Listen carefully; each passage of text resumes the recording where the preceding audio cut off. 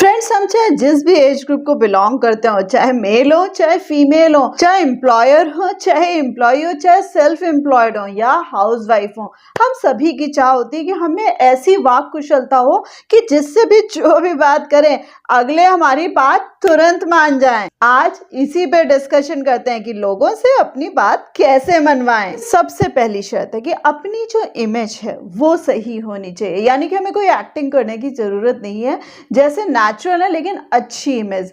Honest होनी चाहिए, उसी के साथ साथ हम्बल होने चाहिए और उसी के साथ साथ जिसे कहते हैं ना एक सिंप्लिसिटी होनी चाहिए। इसके साथ साथ गुड लिसनर भी होना चाहिए।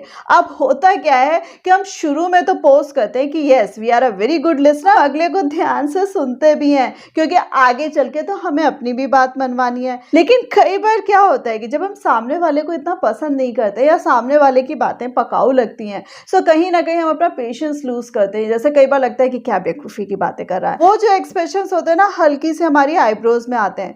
कई बार हमें गुस्सा आ रहा होता है कि क्या बकवास कर रहा है, तो हल्का सा जो हम दांत ग्राइंड करते हैं तो हम यहाँ की जो हमारी जो नसें होती हैं वो तनती हैं। कई बार क्या होता है कि कुछ लोगों के कान लाल पड़ने लगते हैं गुस्से में, यानी कि वो सुन तो रहे होते हैं, एक्ट भी कर रहे होते हैं, लेकिन सामने वाले को अपनी इन हरकतों से वो पता लगवा देते हैं जितना अच्छा वो पोस्ट करने की कोशिश कर रहे हैं उतने अच्छे वैसे वो है नहीं। इसी में जो दूसरी शर्त आती है कि सामने वाले को ड्यू रिस्पेक्ट देनी है, यानी कि अच्छे से आदर सत्कार करना है, लेकिन उसमें भी ध्यान रखिएगा कि अनड्यू रिस्पेक्ट मत दीजिएगा कि बहुत ही ज्यादा आप गिर पड़ रहे हैं। जितनी रिस्पेक्ट की जरूरत है उतनी ही रिस्पेक्ट दीजिए। और इसी में फ्रेंड्स जो तीसरी शर्त आ रही है, क्योंकि यहाँ पर अपनी बात मनवानी है तो चीजों को थोड़ा समझिएगा।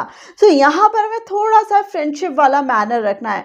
कई बार क्या होता है कि हम फ्रेंडशिप शो तो कर रहे होते हैं, यानी कि हमें कई बार इनफॉर्मल होना पड़ता है, इनफॉर्मल वर्ड्स यूज करें यानी कि जो एड्रेस करने वाले वर्ड्स हैं, लेकिन कहीं ना कहीं जो फॉर्मल रूप होता है वो हमें अपने अंदर रखना है, यानी कि जिससे फॉर्मल होना वहां तो पता है कि भाई फॉर्मल ही होना है, जिससे इनफॉर्मल भी होना है, यानी कि जिससे हम थोड़ा सा खुल सकते हैं कि अरे भाई साहब, अरे बहन जी, इस टाइप की भी बात है। सो वहां पर आप इनफॉर्मल तो होइए लेकिन रियल में आपको फॉर्मल होना है, यानी कि जो ड्यू प्रोटोकॉल्स हैं, जो ड्यू रिस्पेक्ट्स हैं, जो वर्ड्स हैं, जो फाइन लाइंस हैं, हर चीज का लिहाज करना है। किसी भी हालत में उस फाइन लाइन को क्रॉस नहीं करना है। अब बारी आ रही है कि अगले को ज्यादा से ज्यादा बोलने देना है, यानी कि जो लोग ज्यादा बोलते हैं या जो लोग ज्यादा अपने आप को खोल देते हैं, सो उनके साथ थोड़ा सा डील करना आसान होता है, क्योंकि कई बातों में आपको उनकी बातों में पर्पसफुली हाँ कहना है और दूसरा ही उन्हीं की बातों में उनसे भी अपनी बातों में हाँ कहलवाना है। चीजें थोड़ी सी टैक्टफुली करनी, क्योंकि ये जो सेंटेंसेस अभी आप हाँ में करवा रहे हैं, आगे चल के उन्हीं सेंटेंसेस को आप उनके सेंटेंस के रूप में प्रेजेंट कर सकते हैं। हाँ, आगे आपको ध्यान ये भी रखना है कि जो पर्सन इतना ज्यादा बोल रहा है, सो बट ऑब्वियस है कि हर चीज में हम उसकी सहमत नहीं होंगे, लेकिन मुंह पे आपको ये नहीं बोलना है कि क्या आप क्या कह रहे हैं या आप गलत कह रहे हैं। ये जो गलत वाला वर्ड या किसी चीज में ब्लेम करने वाला वर्ड होता है, ये गलती से भी यूज नहीं करना है। और उसी के साथ साथ कई बार क्या होता है कि जब इतना कन्वर्सेशन चल रहा होता है, हमें भी लगता है कि एंड में जो रिजल्ट निकालना है, हमें अपनी बात मनवानी है, तो कई बार क्या होता है कि हम थोड़ा सा पेशेंस लूज कर देते हैं और होता क्या है कि अगले की बातें सुनते सुनते वो बातें जो होती है वो आर्ग्यूमेंट्स में चेंज होने लगती है, क्योंकि कहीं ना कहीं हमें डेस्परेशन होता है कि भाई बात अब तो मान ले। सो वहां पर मैं ये कहूंगी कि थोड़ा सा पेशेंस रखिएगा, हड़बड़ी मत करिएगा, अगले को थोड़ा सा समय दीजिएगा कि आपको वहां पर कोई आर्ग्यूमेंट नहीं करना है। और उसी में जो नेक्स्ट पॉइंट आ रहा है, अगले को ऑनेस्टली सुनना है, यानी कि अगर अगले की बातों में लॉजिक है, अगर अगले की बातें सही हैं, वहां पर ये नहीं कि मेरी ईगो है, मैं अपनी बात ऐसे सोच कर आया था तो मैं अगले से कैसे कन्विंस हो सकता हूँ, क्योंकि मेरा मोटो तो ये था कि मुझे अपनी बात मनवानी है।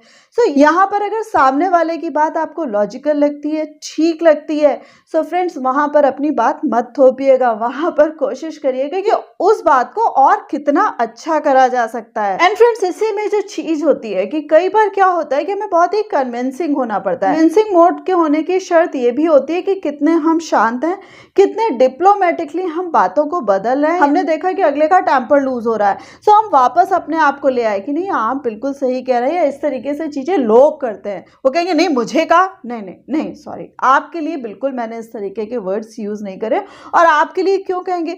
सो बातों लोगों को आपको समझना, अगले के मूड के हिसाब से आपको चीजों को बदल देना है। और कहीं खुदा ना खासा आपकी गलती निकल रही और अगला आपको ब्लेम करने लगे, सो गलती माननी भी है और नहीं भी माननी है। यानी कि डायरेक्टली आपको हर बात पे सॉरी सॉरी सॉरी नहीं करते चलना है। कि होता क्या है, हम तो कोशिश कर रहे हैं कि सामने वाले को हमें ब्लेम नहीं करना है, सामने वाले को नीचे नहीं गिराना है, सामने वाले को ड्यू रिस्पेक्ट देनी है। लेकिन कई बार थोड़ा सा पासा उलट जाता है। सामने वाले इतने भी इज्जत के आदी नहीं होते, उन्हें लगता है कि यस हम इतने सही हैं तभी देखो ये हमारी इतनी बातें मान रहा है। तो यहाँ पर बात वही है कि आप अपनी बात पाने के लिए आप सही कह रहे हैं, लेकिन यहाँ पर मैं भी सही कह रहा था या यहाँ पर ये भी चीज हो सकती है। And friends, last but not the least, किसी भी कन्वर्सेशन का थंब रूल होता है कि जब भी आप टेबल छोड़ रहे हैं या वो प्लेस छोड़ रहे हैं, सो आपको वहां पर डील क्लोज करके छोड़नी है। यानी कि चाहे आप सेल्स कर रहे हो, चाहे आप नॉर्मल एक बात कर रहे हैं, या एज अ पेरेंट आप अपने बच्चे को कोई बात कन्विंस कर रहे हैं, या एज ए एम्प्लॉयर आप अपने एम्प्लॉय को कोई बात कन्विंस कर रहे हैं,